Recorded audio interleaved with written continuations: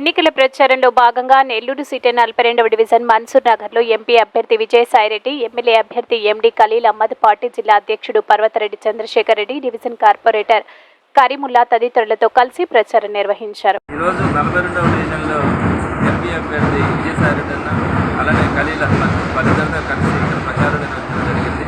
చాలా అద్భుతమైనటువంటి స్పందన ఇక్కడికి అందుతూ ఉంది. ప్రధానంగా సంక్షేమ పథకాల్లో సుమారుగా 50 కోట్ల రూపాయలతో ఈ ఒక్క వార్డులోనే సంక్షేమ పథకాలందరికీ కూడా నేరుగా ప్రకటించండి.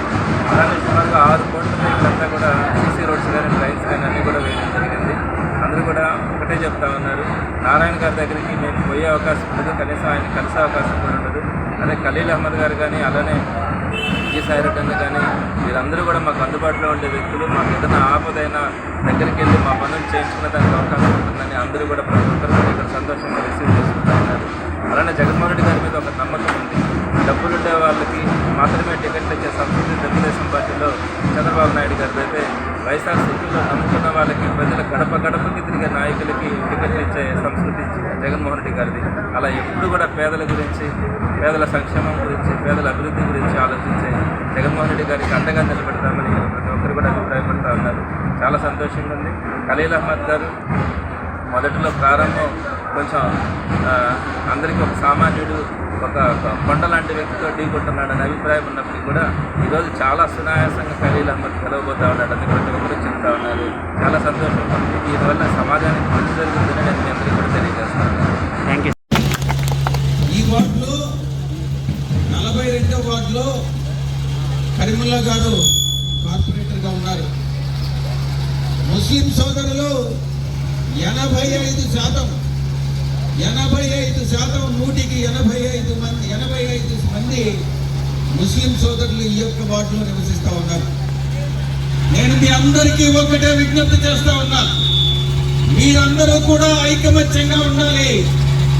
తెలుగుదేశం పార్టీ, జనసేన, బీజేపీ మిమ్మల్ని మభ్యపెట్టేదానికి ప్రయత్నిస్తూ ఉంది. వాళ్ళకు ఉన్నటువంటి డబ్బు సంచులతో మిమ్మల్ని కొనుగోలు చేయాలన్నటువంటి ఉద్దేశంతో మిమ్మల్ని అన్ని రకాలుగా మిమ్మల్ని వాడుకోవాలని మీ యొక్క ఓట్లు తీసుకున్న తర్వాత వారు మీకు కనిపించరు. మీ ప్రయోజనాలను కాపాడేందుకు తెలుగుదేశం పార్టీ ఉండదు. బీజేపీ ఎలాగూ మీ యొక్క ప్రయోజనాలను కాపాడదు అన్నటువంటి విషయాన్ని తెలియజేసుకుంటా ఉన్నారు. కాబట్టి మీరందరూ కూడా ఐకమత్యంగా ఉండండి. నేను ఈ సందర్భంగా ఒక్క విషయాన్ని మీకు మొత్తం ఉండేటటువంటి ఈ వార్డులో మొత్తం 9,000 మంది ముస్లింస్ ఉన్నారంటే 85% ముస్లింస్ ఉన్నారు. తప్పకుండా మీరు మీ యొక్క ప్రయోజనాలను కాపాడగలిగింది ఒక్క వైఎస్ఆర్ కాంగ్రెస్ పార్టీ, శ్రీ జగన్మోహన్ రెడ్డి గారు మాత్రమే. కాబట్టి మీరందరూ కూడా వైఎస్ఆర్ కాంగ్రెస్ పార్టీకి ఓటు వేయాల్సిందిగా ముస్లింస్ కానీ మిగతా ముస్లింయేతరులు కానీ ప్రతి ఒక్క సామాజిక వర్గం, ఇక్కడ దళితులు ఉన్నారు, మిగతా సామాజిక వర్గాలు ఉన్నారు, ప్రతి ఒక్కరూ కూడా వైఎస్ఆర్ కాంగ్రెస్ పార్టీని సపోర్ట్ చేయాల్సిందిగా మీ అందరికీ సవినయంగా నేను విజ్ఞప్తి చేసుకుంటా ఉన్నాను.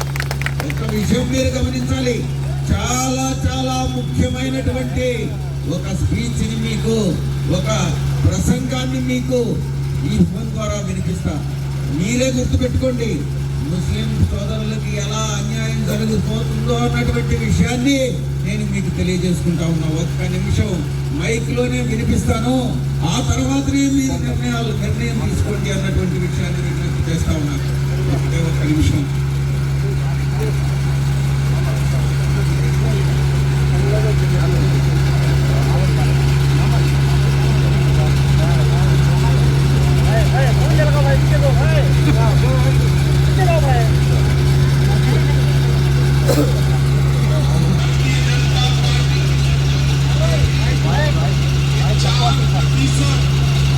मुस्लिम आरक्षण हम समाप्त कर देंगे और ये 4% मुस्लिम आरक्षण का जो सीट बचता है,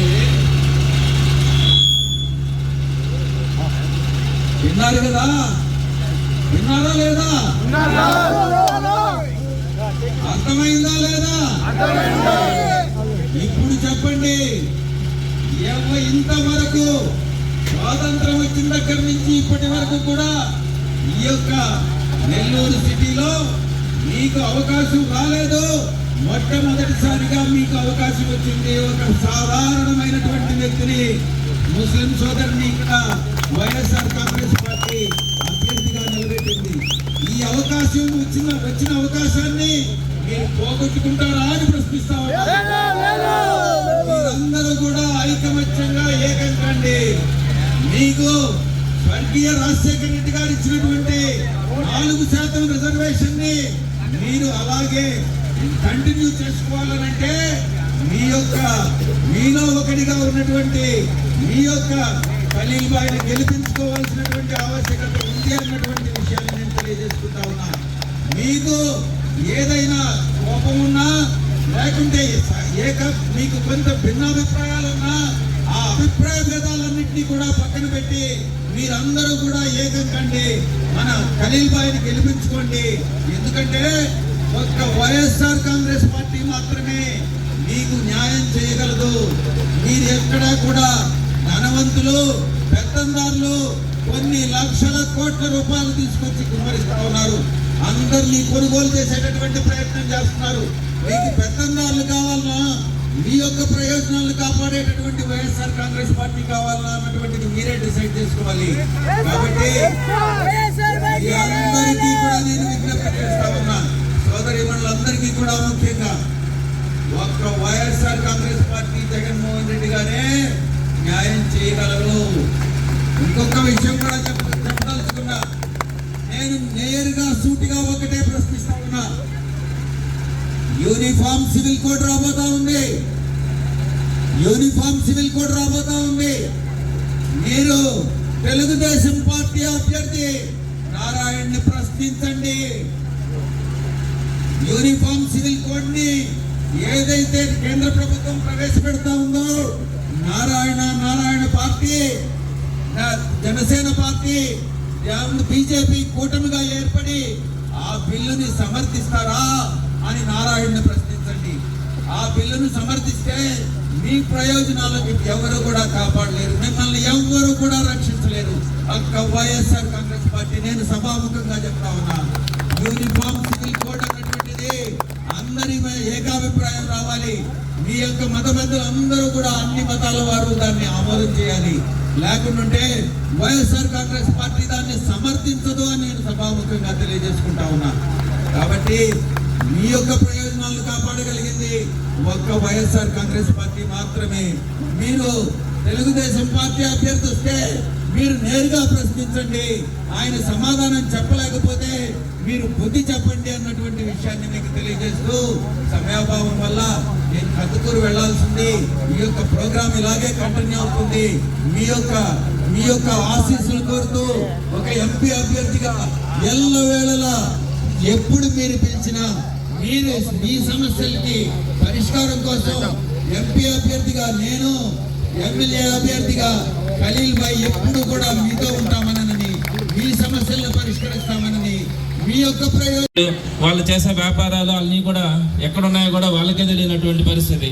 మనకి ఒక సామాన్యుడిని జగన్మోహన్ రెడ్డి గారు ఎప్పుడు కూడా ఒకటే అనుకుంటారు, సామాన్యులు, పేదలు గడప గడపకి నాయకుడు వెళ్ళాలి, వాళ్ళ బాధలు తెలుసుకోవాలి, ఆ బాధలను తీర్చాలి అని.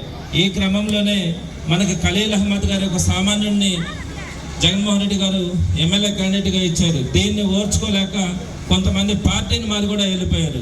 ఒక సామాన్యుడికి టికెట్ ఇస్తే గెలిచేదేంది, డబ్బులుండే వాళ్ళకి టికెట్లు ఇవ్వాలా, డబ్బులుండే వాళ్ళే గెలుస్తారన్న ఆలోచనతో వాళ్ళు పార్టీని వదిలి కూడా వెళ్ళిపోతాయి. జగన్మోహన్ రెడ్డి గారు అవన్నీ లెక్క చేయకుండా సామాన్యులకు మాత్రమే టికెట్ ఇవ్వడం కానీ, అందరికి అందుబాటులో ఉండే వ్యక్తికి టికెట్ ఇవ్వడం కానీ జరుగుతుంది. అలానే విజయసాయి రెడ్డి అన్న కూడా మీ అందరికీ తెలుసు, జగనన్న తర్వాత జగనన్నతో పాటుగా పార్టీని ఎస్టాబ్లిష్ చేయడం కానీ, పార్టీని నడిపించడంలో కానీ ఎంతో విశ్వసనీయత కలిగినటువంటి ఒక మంచి లీడర్ విజయసాయి రెడ్డి అన్న మనకి ఇచ్చారు.